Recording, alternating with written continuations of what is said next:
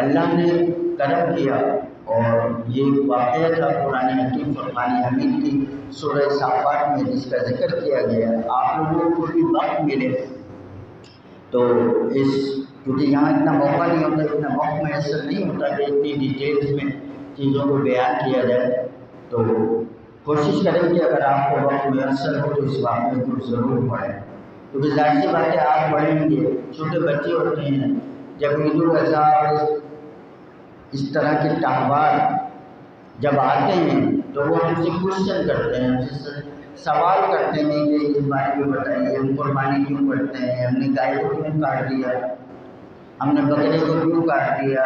ہم تو وہ تو بچے آپ کو پتہ ہے کہ جانوروں سے بہت زیادہ مانوس ہو جائے اور وہ آپ سے سوال کرتے ہیں، تو آپ اس سوال کا جواب کیسے دیں جب آپ کے علم میں جب آپ کے علم میں یہ بات ہوگی کہ نیکیوں کا اختیار کرنا، اللہ کے احکامات پر عمل کرنا، لوگوں کے ساتھ اچھا سلوک کرنا، اچھا برتاؤ کرنا، عبادات پہ فخر نہیں کرنا بلکہ اللہ کا شکر ادا کرنا.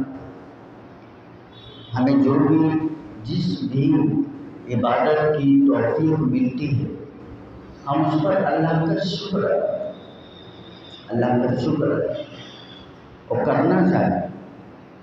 ہم اللہ کا جتنا شکر ادا کریں گے ہمیں نیکیاں کرنے کی اتنی توفیق ملتی چلی جائے گی. جتنا اللہ کا شکر ادا کریں، یہ شکر ہے ہی ایک ایسی چابی کہ اس کو آپ لگاتے جائیے یہ خزانے کھلتی چلی جائے گی. تو اللہ پاک ہم سب کو توفیق دے، ہم سب پر کرم کرے کہ ہم عبادات کو اس انداز سے اختیار کریں کہ جس طرح عبادات کو اختیار کرنے کا حق. اب قربانی کسے کہتے ہیں؟ قربانی کس پر واجب ہو جاتی ہے یا کس پر واجب ہوتی ہے؟ اس قربانی کو اختیار کرنے میں کس طرح کا جانور ہمیں لانا چاہیے، کس طرح کے جانور کو ہم لے کر آئیں اللہ کی بارگاہ میں پیش کرنے کے لیے. ہمارا نیت، ہمارا ارادہ کیا ہونا چاہیے؟ ہمیں قربانیاں لاتے ہوئے، قربانی کے جانور لاتے ہوئے دکھاووں سے بچنے کے لیے کس تدبیر کو اختیار کرنا چاہیے؟ کس طرح اپنے آپ کو شیطان کے اس وار سے بچانا چاہیے کہ وہ موازنہ پیدا کرتا ہے.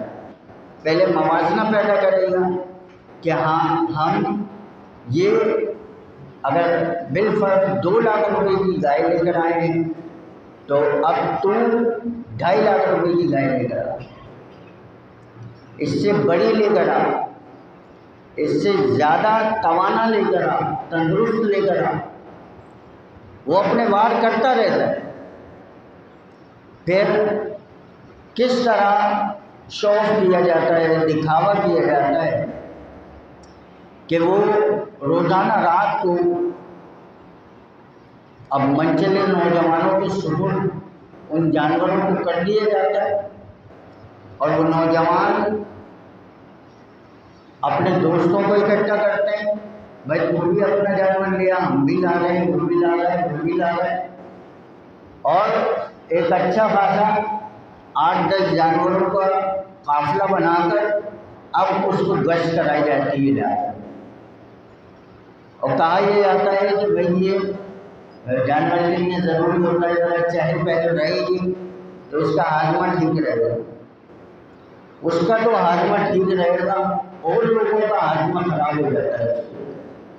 وہ کس طرح روڈوں پر، سڑکوں پر لے کر انہیں دوڑاتے ہوئے بھی دیکھا ہے، خوب دوڑاتے ہیں اور کوئی پرواہ نہیں ہوتی کہ کس طرح جانور ہی ہوتا ہے. آگے کے عموماً ہمارے یہاں کراچی میں ظاہر بات ہے گھروں میں یا اس طرح کا اہتمام تو ہوتا نہیں ہے پالنے کا. عموماً باہر سے گاؤں دیہات سے آئے ہوئے جانور ہوتے ہیں، وہ شہر کے عادی ہی نہیں ہوتے.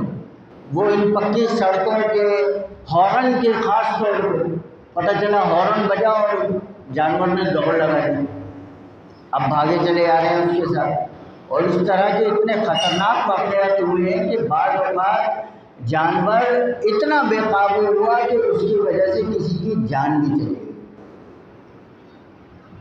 तो ख़ास तौर पर नौजवानों को, ठीक है आप उन जानवरों को घुमाने के लिए लेकर जाएं, ज़रूर लेकर जाएं, लेकिन वक्त का इंतखाब करें, ऐसा वक्त इख्तियार कर लें लोगों को परेशानी हो। अब बताइए, मैं इबादत इख्तियार करने जा रहा हूँ, कुर्बानी का अल्लाह की बारगाह में उसका कुर्ब हासिल करने की नीयत से पेश करना इबादत है, इबादत एक नेकी है। अब मैं एक नेकी का काम करने जा रहा हूँ और इस तरह के अवामिर को इख्तियार करके मैं अपनी नेकी के साथ क्या कर रहा हूँ, मैं अपनी नेकी के साथ क्या कर रहा हूँ, मुझे खुद गौर कर लेना चाहिए बजाय किसी के समझाने के। आप माशाल्लाह समझदार हैं तो अपने समझ को इस्तेमाल कीजिए, अपने शऊर को इस्तेमाल कीजिए, किसी को नुकसान ना पहुँचे, किसी को अजियत ना पहुँचे, किसी की दिल आज़ारी ना हो। हमने इन तमाम चीज़ों से बचते हुए उस दिन तक पहुँचना है जिस दिन हमें उस जानवर को कुर्बान करना। और कुर्बानी करने के बाद भी मैंने और आपने यही कोशिश करनी है कि उससे आगे भी हम दीनी तालीमात के मुताबिक सारे काम करें।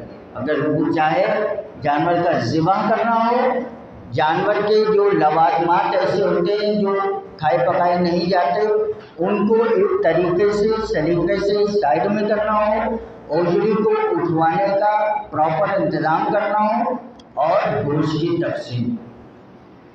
तो इंशाअल्लाह ये सारे टॉपिक्स हैं।